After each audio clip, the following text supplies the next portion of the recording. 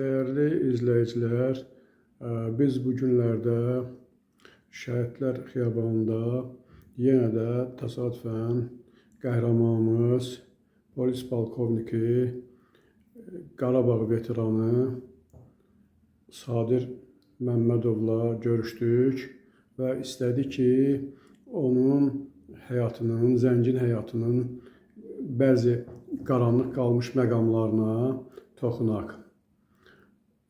Sadir müəllim, buyurun, zəhmət olmasa, siz o vaxtı Özbəkistanda vəzifədə oldunuz, böyük vəzifədə oldunuz. Necə oldu ki, bəs Azərbaycana gəldiniz? Mən o vaxtlar, bəli, mən 1973-cü ildə orada polis orqanlarında başladım. Sonuncu vəzifəm Buxara şəhər Daxili İşlər İdarəsinin rəisi oldum və Cinayət Axtarış Şöbəsinin rəisi oldum. Orada mən 1982-ci ildə Moskvaya İstəyir Daxili İşlər Nazirliyinin akademiyasına göndərişlə getdim. Orada birinci fakültəni qutardım. Və qutardıqdan sonra kakraz o dəfə biz orada olanda 1983-cü ildə bir Qıdilyan İvanov deyilən bir İstəyir Baş Prokurorluğunun briqadası işləyirdi. Özbəklərə qarşı orada demiyorlar genosid törədi. Qıdilyan hətta sizi həbs elətdirmək istəyirdi. Bəli, 2 dəfə mən onun sorğusunda olmuşam. Və mənə deyirdi ki, sən özbəklərlə necə olur ki, sən Azərbaycanlı bu qədər 30 milyonluq, 32 milyonluq özbəklərin içərisindən Moskva Akademiyaya göndərilmişsən. Mən də dedim, o rəhbərliyin işiydi, işlə bağlı oldu, xidmətlə bağlı oldu, göstəricilərə görə. Yox, onlardan nə deyə bilərsən, onlar belə eləyib, dedim, mən o barədə bilmirəm. Suallar verdi də, dedi ki, Daxili İşlər İdarəsinin, Vilayət Daxili İşlər İdarəsinin rəisi General Norovla hansı münasibətim var. Sonra Salam Sattarovla, Şəmsi Abdullayevlə, o üçün Bakı şəhər, Buxara şəhər polis baş idarəsinin rəisi İbadullah Bazarovla, dedim, hamısı məndə xidmət olub. Çox fırladı, axırda mənə dedi ki, bəlkə sən bizə kömək edərsən, biz akademiyaya sorğu göndərək, kömək edərsən bu özbəkləri biraz pis fraza ilə belə dedi, o Qıdilyan Telman. Hansı ki, İstəyir Baş Prokurorluğundan gəlmişdi, İvanovla. Mən dedim ki, mən o məsələləri bilmirəm, mən də bütün, nəysə bir saat yarım, 2 saat məni sorğuya tutdu. Heç nə çıxmadı, dedim, Selona sənlə biz görüşəcəyik. Hələ biz indi başlayırıq, 1983-cü ildir. Belə bir hadisə oldu. Sonra mən də akademiyanı qutaranda sözün düzü, baxdım ki, vəziyyət ağırdı. Atam da yaşlıydı, anam da. Ağdamda olurdular, fərdi pensionerdi. O yazdı Moskvaya, o vaxtları Moskvada bu məktəbləri üzrə, bu Çevnik Zavidi ilə MVD-SR deyirdilər. Onun rəisi Çernenko idi. Gensekin baş, generalın katibin, baş katibin qardaşıydı Çernenko. O mənə Bakı polis məktəbinə mən təyinat aldım 1984-cü ildə. Və orada işlədim müəllim, baş müəllim, əməliyyat axtarış fəaliyyəti üzrə kafedranın rəisi və nəhayət orada işləyə 86-cı ildə məni deməli, Əzim Səlimovich Piriyev, Azərbaycan Daxili İşlər Nazirliyinin Cinayət Axtarış İdarəsinin rəisi çağırdı qəbuldən, dedi, bəs sən cavan oğlansan, nə var, sən gəl bizə kömək elə, biz burada işləyək idarədə, cinayətkarlar var. Mən sözüm düzü istəyirdim, o vaxtları elmişlə, fəaliyyətlə məşğul olam və özü də götürmüşdüm. Bir müdafiə edəyəm, mən yarımçı qaldı, gəldim. Elə oldu ki, bu hadisələr başlayan kimi 1988-ci ildə məni ezamiyyətə göndərdilər ki, bəs Xan kəndində ermənilər yığışıb nəysə 300-500 nəfər. 11 fevraldır, yadımdadır, Mahmudov yardımının rəhmətləri, sağlar, Allah'a şükür. Onunla gəldik biz Xan kəndinə, gördük ya, burada başqa bir saat gedir, 300-500 nədir artıq, bütün o meydan doludur, qış ayıydı, yollara yemək, içmək, isti paltarlar verirdilər, onlar dəstəklənirdi, artıq vəziyyət. Ona görə də təcili bu haqda məlumatı göndərdik Bakıya. Siz Qarabağda o erməni kəndlərində orada da tədbirlər keçirirdiniz də orada. Bəli, bəli. O tədbirlər. Bəli. Mən orada o vaxtları Şuşada demişəm mən onu sizə keçənlərə deyəsəm. 5 erməni kəndi vardı. Qala Dərəsi, Kirov, Daşaltı, Yeksov, bir də 11 kəndləri erməni kəndi idi. O vaxtları 4 oktyabr 89-cu ildə mən artıq Şuşanın polis rəisi idim. Şuşa polisinin rəisi idim. O vaxtlar 4 nəfər Bərdə sakini həmin Qala Dərəsinin düşündən keçəndə Laçın Tuş yolunda ermənilər qətlə yetirmişdi. Və eyni zamanda 7 oktyabr 89-cu ildə Rıza vardı. Hansı ki Rıza bizim Rıza Bayramov'du Laçından. Onu da Ruslar posta duranlar 15'ten silahla vurup öldürmüştüler. O vaxtları bir Arif Paşayev vardı, Laçın rayon xalq cəbhəsinin sədri. Onu da Ruslar tutup aparmaq istəyirdi. Mən onların əlindən aldım, onu vertaliyyatla Laçına qaytardım. Bu işlərə görə mən artıq planlaşdırdım ki, tədbir keçmək lazım. O sizin üçün o vaxt necə idi? Çətin deyildi ki, hərbiçilərlə işləyirdiniz ilk vaxtlar yoxsa necə? Hərbiçi yoxdu. Hərbiçilər yalnız Volski gəldi, bu xüsusi idarə yaradıldı Dağlıq Qarabağda. O vaxtları Volski gəldi, arkada Azərbaycanlıların düşməni. O gələndən sonra İstəyəli Daxili İşlər Nazirliyinin daxili qoşunlarından gəldilər, komendatura zad yaradıldı. O vaxtları biz işləyəndə sitə yoxdu, hamısını polis həyata keçirirdi. Hamısını polis, biz xidmət edirdik. O vaxtlar bilirdi ki, vilayətin arasında hadisə olurdu, mən rəisidim, nazir zəng edirdi ki, Mamedov, get gör o Tuğda nə olub. Hələ bir dəfə də belə bir hadisə oldu, bu Qaradağlı kəndində, firmada 6 nəfər ailə üzvü olan ər-arvadı ermənilər qətlə yetirmişdilər. Qaradağlı kəndində firmanın adını deyə bilərəm mən sizə.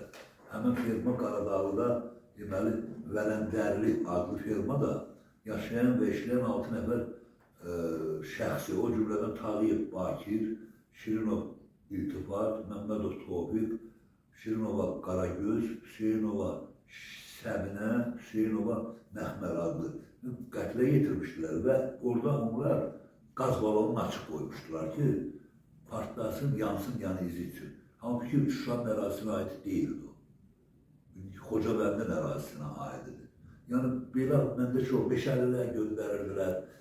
Nə deyə bilərdim? Yoxdur polis zadı, hərbiçi zadı. Ancaq mənim polislərimin hesabını edir Şuşa polisini. Sonra Daxili İşlər Nazirliyindən bir aylıq ezamiyyətə kömək göndərirdilər. O vaxtı sizə sui-qəsd etmək istəyirdilər. Hətta başınıza ermənilər pul da qoymuşlar, küllü miqdarda. O vaxtlar onu, mən yox, Safanov komendatıdır, onun da bu başına pul qoymuşdular.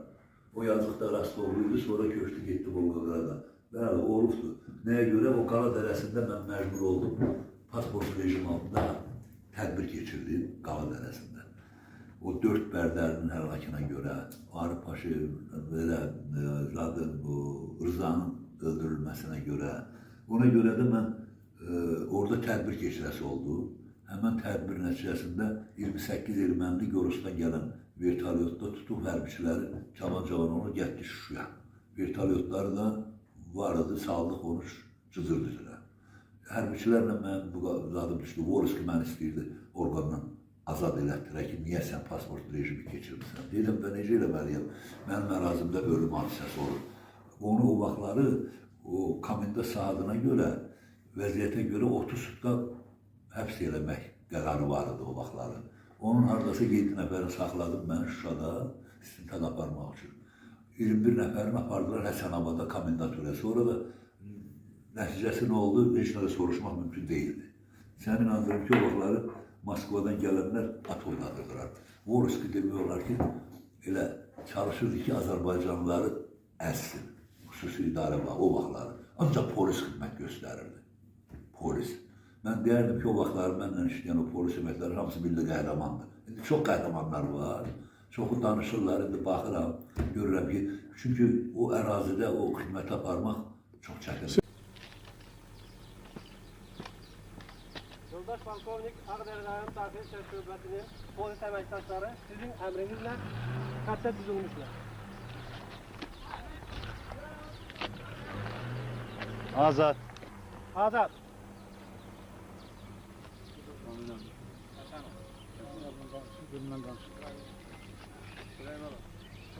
Bir fakta qeyd edeyim ki, bu qələbənin əldə olunmasında ümumi işə Azərbaycan milisinin də az əməyi olmayıbdır.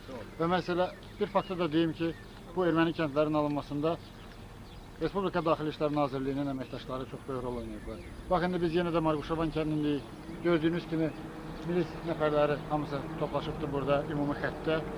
Və indi burada fakta qeyd edeyim ki, hazırda Ağdərə rayon Daxili İşlər Şöbəsi yaradılıbdır. Şöbənin rəisi Polkovnik Sadir Məmmədov yoldaşdır. Mən Sadir müəllimi bir haşiyə olaraq çıxarış etmək istəyirəm ki, biz 87-ci ildən Xan kəndindən, keçmiş Stepanakert-dən tanışaq.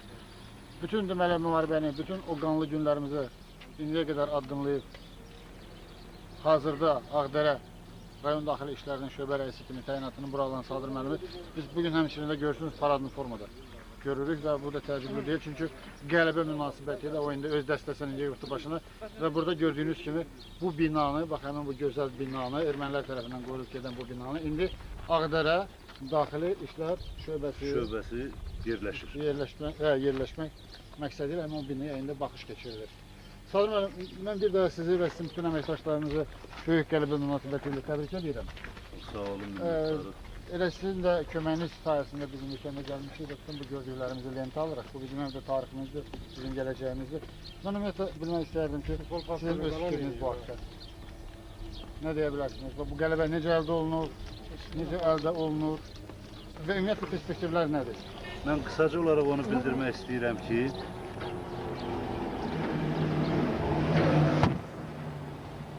beş ildir ki, bilirsiniz ki, keçmiş Dağlıq Qarabağ vilayəti uğrunda ermənilərlə bizim müharibə başlamışdır.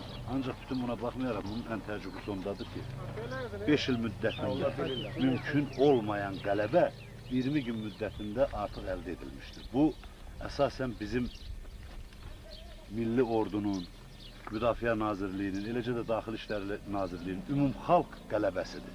Bütün xalq bu işə qoşulmuş, birliyinin qələbəsidir. Biz əvvəllər çox danışırdıq birlikdən, ancaq o alınmırdı. Artıq hiss olunur ki, qısa bir müddətdə bu birlik yaranmış və bu qələbə əldə edilmişdir.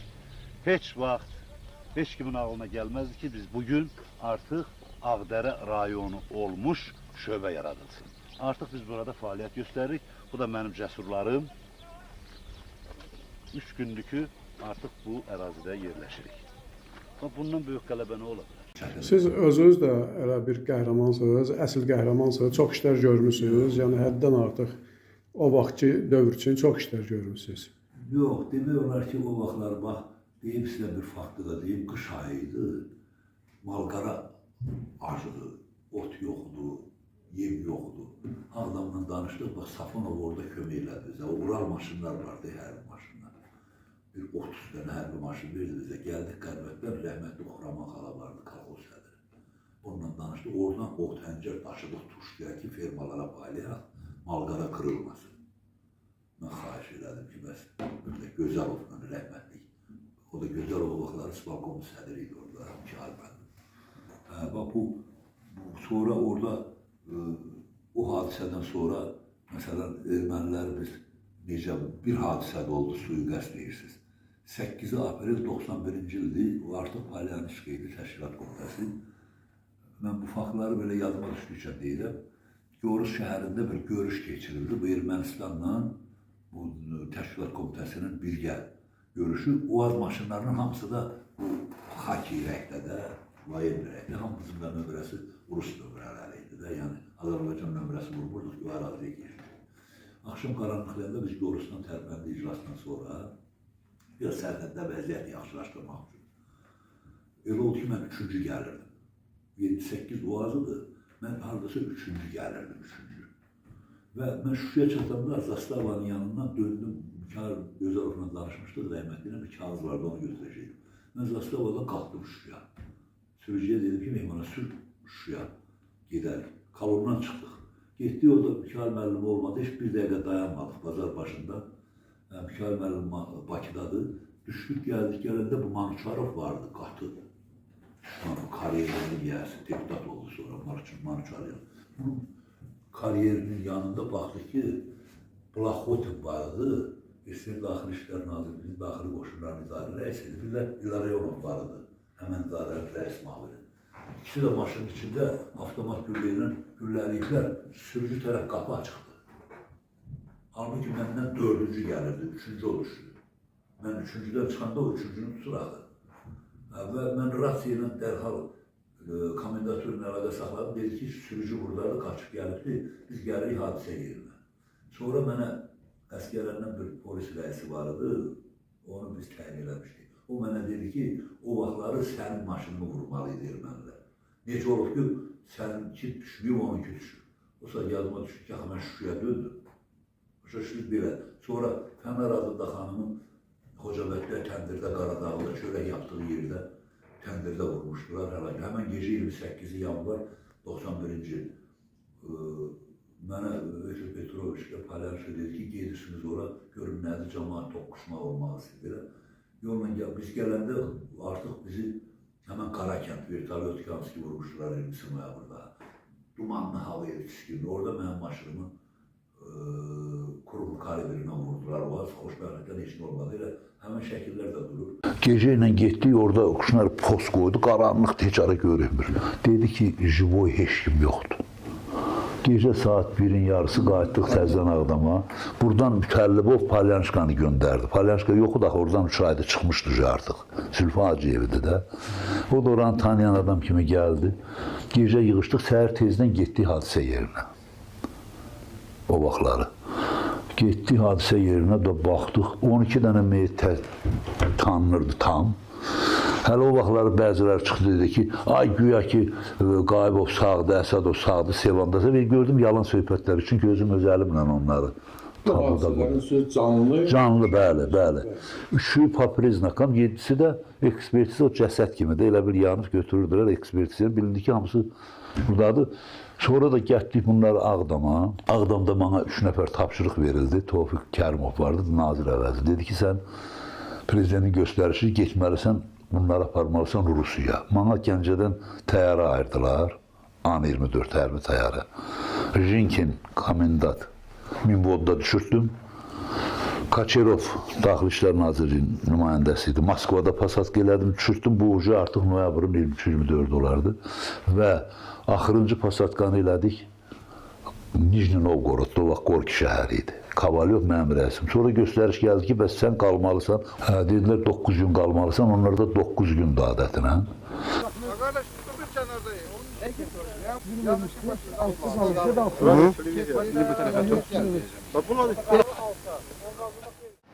Слово предоставляется заместителю начальника управления внутренних дел НКО, полковнику милиции Мамедову Садиру Сурхайловичу.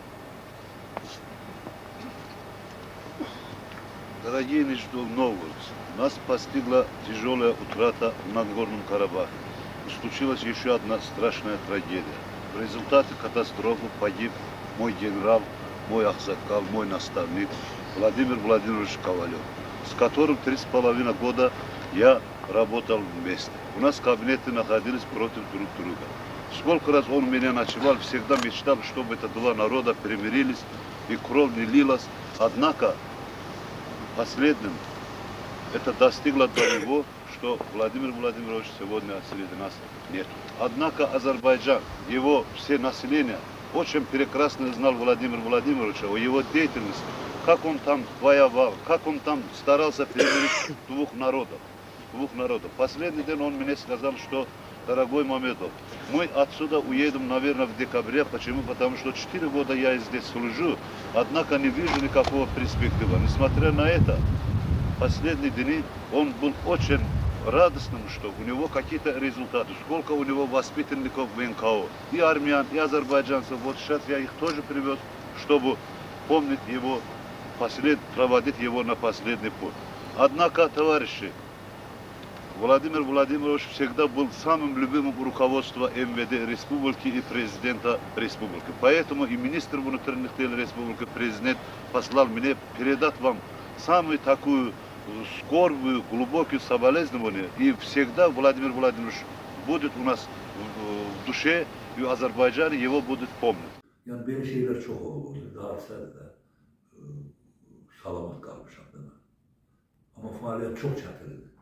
Qararan çöllərdə qalır, postları özümüz qoymuşduq. Silah yoxdur, bizə silah verən yoxdur. Silahları yığırdılar, doğruq. Nə bilim, quş tüfəngi ilə, zadla, 16 kalibrlə, 28 kalibrlə postlara qoyduq. Amma cəmaatda ruh yüksəkliyi var idi. Bildiniz, ruh yüksəkliyi. Tabii ki, o vaxtları polis ancaq hərbi çəkmişdi. Bəs o vaxtki polislə hazırki polis arasında nə kimi fərq görürsünüz? Deyərəm ki, fərq onda yoxdur. Nəyə görə? Bu günləri 44 gün müharibədən sonra bizim polis işçiləri Qarabağda çox yaxşı xidmət aparırlar. İctimai əsayişi qoruyurlar. Sonra orada bütün o işlərin hamısında eyni zamanda elə Bakı şəhəri götürür. Çox şəffaf. Axırıncı 4-5 ildə Azərbaycan polisi çox gözəl sabitlik yaranır. Fikir verirsiniz, cinayətlər azalıbdır. Yəni burada deyərdim ki, bax, polis demək olar ki, ölkənin birinci sifətidir. Nəyə görə? Xaricdən gələn hər bir vətəndaş polisi görür. Bizim o qay maşınlarını görəndə adam ruhlanır. Çox dəqiq. Mən daha bir dəfə eyvanda durmuşdum, gecə saat 2-yi gördüm, tək qadın gedir. Fikirləşdim ki, ya tək qadın işdən gedir də, o marketlərdə zadlardır işləyir. Yəni ki, səhər izlədim mən mətbuatı ki, birdən hadisə ola bilər. O qədər dəqiq işləyir ki, Azərbaycan polisi bugün. Həm işğaldan azad olunmuş ərazilərdə, həm burada ictimai əsayişin qorunmasında çox aktiv. Özdə Bakı şəhər baş polis idarəsi xüsusilə güclü işləyir. Nəyə görə? Şəhərdə sabitlik, ondan sonra narşitellər az. Bundan yaxşı nə olar? O dövrdə, bu dövrdə. Yəni polisin xidməti 24 saatdır. Cinayətkarlara qarşı mübarizədir. Siz görürsünüz nə qədər narkotika qarşı mübarizə aparılır. Polislərin gecəsi gündüzü yoxdur. Mən ancaq öz minnətdarlığımı bildirə bilərəm.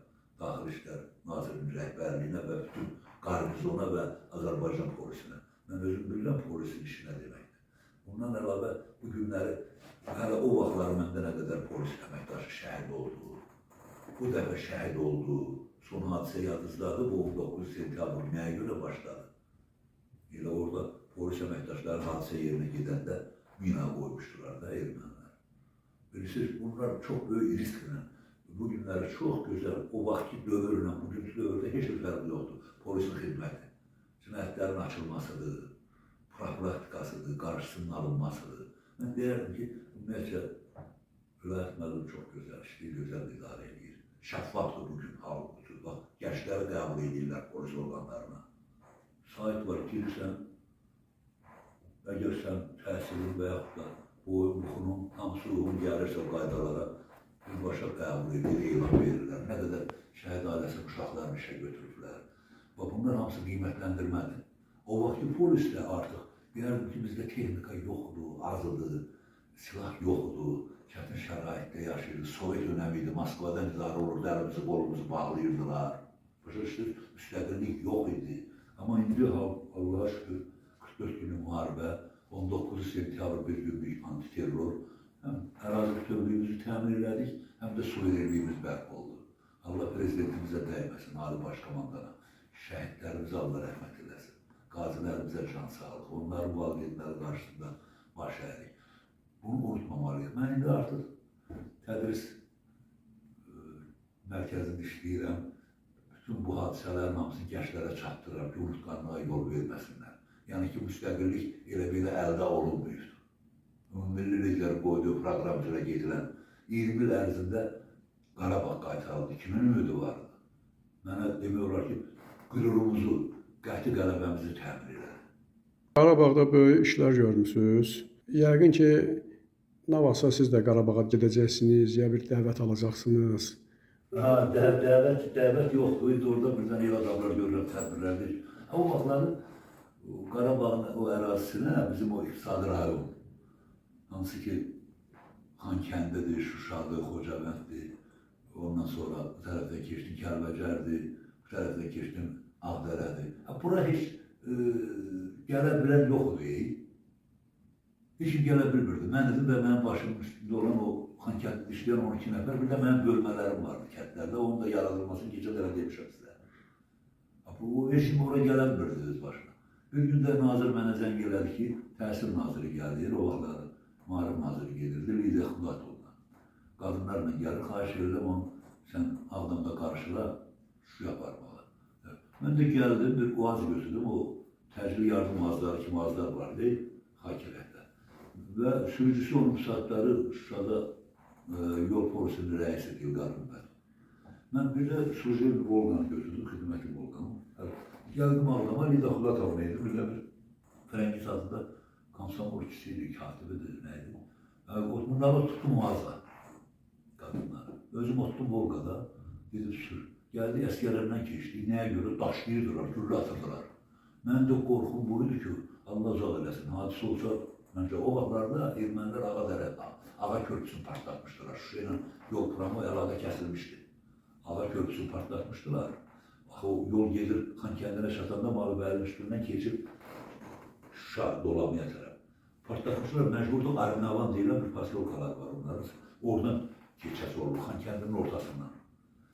Gəldi oradan keçdik, sağ-salamat, qalxdıq, getdik, nəsə düşdülər. Sonra da oradan helikopterlə yola saldıq onları, bir gündən sonra qaldılar. Gedib nazirə şikayət eləmişdi ki, rəis özü yumuşaq maşında gedib. Bizi ora mən dedim, cənab nazir, bəs mən təhlükəsizliyə görə daşla batırdılar, güllə bilinməsin kimlər nazir adam deyib, düz eləmişsən. Belə bilirsən, belə narazılıqlar olurdu. Yəni, belə hadisələr çox. Sonra 2 yanvar 91-ci ildə məlumat gəldi ki, mənə oturmuşdum kabinetdə 90-cı ilin 2 yanvarında. Bu axır Xankəndindən universiteti geçmişdilər institutu Şuşaya. Gəldi ki, tələbələrlə dolu avtobusları ermənilər qabağını kəsib Ağa körpüsündə. Hələ onda dağıtmamışdılar. Və pogrom gedir. Mən tez bir neçə əməkdaşla getdim. Bir təhər xilas elədik onları. Və orada erməni öldü 1-2 nəfər. Uşaqları çıxartdıq, gətirdik. İlqar adında Qurbanov var, çox cəsur oğlandı, anlamlıdır. O hətta orada bir şey eləmişdi. Gətirdik, götürədik və qoymadıq bir nəfərimizi ermənilər apara bilədə, başa düşdünüz. Yəni, belə situasiyalar çox olurdu. Orada hərbiçi yox, bir şey yox. Hərbiçilərə də xeyr olma olmurdu. Hərbiçilər deyilirdi. Əgər bir tərəfdən girov düşürdü, sonra bir tərəfdən deyildi ki, girov gözü dəyişir. Bu, təhrik etmək, belə şeylərdə, situasiyalarda çox çətin vəziyyətdir, çətin işləyirdik. Yəni, o vaxtın polisində öz hardasa çətinlikləri vardı da, öz spesifik çətinlikləri vardı, xüsusiyyətləri vardı. Biz öhdəsindən gəlirdik.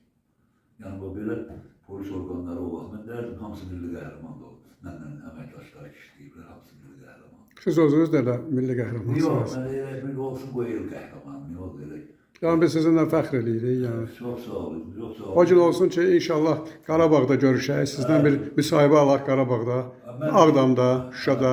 Mən getmişəm, Şuşaya da özüm getmişəm, portalla, kəndimizə də getmişəm, Ağdama da getmişəm. Köhnə hadisələr var, faktlar var. Bax, o, bu günləri çox sağ olsun da, bax, mühafizə orqanları.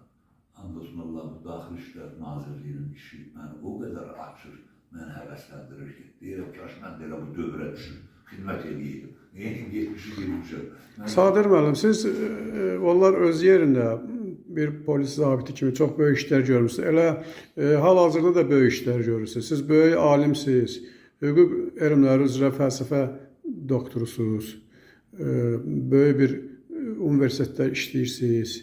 Yəni, bütün Azərbaycan həqiqətlərini dünyaya çatdırırsınız. Var, kitablarımız var, bəli. Xeyli kitablar müəllifisiniz. Bax, məsələn, o kitablar haqqında məlumat olmalıdır internetdə. Qarabağ, mif və həqiqət var. Sonra beynəlxalq hüquq və erməni vandalizmi, erməni terroru var. Sonra narkotika aid kitablarımız var. Mənim Venezuela'da da yaxşı bir məqaləm çıxdı. Milli liderin fəaliyyəti haqqında hələ o da 2015-ci ildə. O məqaləni bir neçə instansiya göndərdim, hər yerdə atırdılar. Sonra baxırdım, bir de kollegiyədə erməni var. Axırda getdi, Venezuela'da çapdan çıxdı. Tomsun'da. Bu var, fəaliyyət edir, uşaqları, nə bilim, uşaqları hazırlayırıq, tələbələrimizi hazırlayırıq. Bütün təntənəli günlər var, orada məndə təntənəli günlər qeyd olmuşdur. Yəni ki, həmən günləri biz işıqlandırırıq.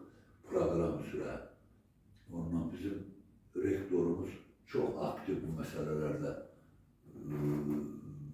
tədbirlərin təşkilində çox yardımcı olur bizə istiqamətli rektorumuz. Anar müəllim. Anar müəllim çox sadə və eyni zamanda dəqiq işləyir. Ciddi olaraq tədbirlərin üzərində durur. Ona görə ki, bu bizə lazımdır. Biz gəncləri hazırlayırıq. Tam şəffaflıqdır. Fərəhlə işləmək olur. Həm mən iki sahəni deyə bilərəm də, həm universitetimiz, həm daxili işlər orqanları bu günləri çox fəal işləyir, çox əla işləyir. Şəxsən mənə ləzzət verir. Amma bir şey istəyirəm, mən niyə polis orqanlarında bir xidmət eləməmişəm? Qiymətləndirilə bilərdi hər şey. Düzdür mü? İndi o dövrdə də vardı, istəməyən bir-iki adam vəzifəli oldu, vaxtın vəzən. Qərəzçilik vardı, xainlik vardı, paxıllıq vardı. İndi adamlar özləri bilir, vicdan əzabı çəkir. Amma indi başdan maşallah ki, yaxşı rütbələr də verirlər, polisin əməyini qiymətləndirirlər, cinayətkarlıq açılır. Mən öz oğlum polis işləyir. Tapa bilmirəm evdə. Mən onu bir dənə xahiş, nəsə soruşma tapa bilmirəm. Hamdolsun Allah ciddi deyirəm. Biz evdə yaşayırıq biz. Bir mənzildə də belə. Mən onu görə bilmirəm ki. Saat 1-ə can otururam ki, yoxdur. Şəhər duram, hər getdi. Yəni, deməli, baxıram ki, nəticə də var, tək salamatçılıq olsun. Sonra fikirləşirəm ki, mənim özüm də kabinetdə yatan günlərim olur, polis işləyəndə. İşləməlidir də, cavandır və kim işləməlidir. Ona görə də mən yenə deyirəm, Daxili İşlər Nazirinin rəhbərliyinə, Bakı Qarnizonunun rəhbərliyinə çox sabitlikdir. Öz oramızdır. İki saat, 1-də çıx, 2-də çıx. Neçədə gedirsən git, heç kim işinə toxuna bilməz. Heç kim sənə bir şey deyə bilməz. Hadisələr, bütün vaxtımızda bu iş nə idi? Çox çətin vəziyyətdir. Bu da hamısı möhtərəm prezidentimizin o qələbə çaldığımız rəhminin nəticəsidir ki, yəni o cür işlər görülürsə, əgər Qarabağ bütövlüylə azad olursa, biz Zəngəzurdan, Qərb Azərbaycandan danışırsaq, bu da ki, onların vəzifə borcudur. Belə işləməlidirlər. Mənə elə gəlir ki, pis işləyən rəhbər olmamalıdır. Bütün rəhbərlik yaxşı işləməlidir. Layiq işləməlidir. Prezidentə layiq işləməlidir. Allah sizi qorusun, Sabir müəllim. Siz bizim qəhrəmanımızsınız. Sizə uzun ömür, can sağlığı arzulayıram. İnşallah Qarabağda görüşənədək.